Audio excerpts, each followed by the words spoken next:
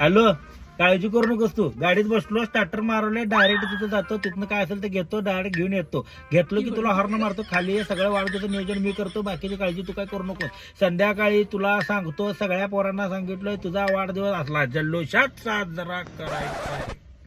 चांगलं चाललंय प्लॅनिंग. ते तुला विचारूनच मी जाणार आहे. म्हणजे आता विचारासाठीच थांबलो. तुम्ही विचारून सांगालाय का विचारालाय? विचारालोय.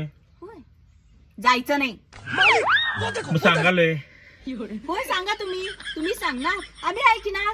आम्ही ऐकायलाच पाहिजे ना सगळं. सकाळी उठल्यापासून ऐकायचं. तुम्ही हातरुणात असता, तुम्हाला हातरुणात चहा आणून द्यायचा, त्यानंतर तुमचं हातरून काढायचं, हातात सगळं आयतं आणून द्यायचं.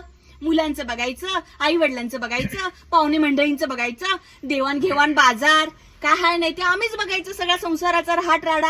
आमची काही किंमतच नाही, आमची काही व्हॅल्यूच नाही. आम्हाला सगळे नोकरदारासारखे करून टाकले. हा, मोलकरीणच नाही मी जणू घरातली. आम्हाला कशाला काय आम्हाला सांगणार तुम्ही, है की नाही?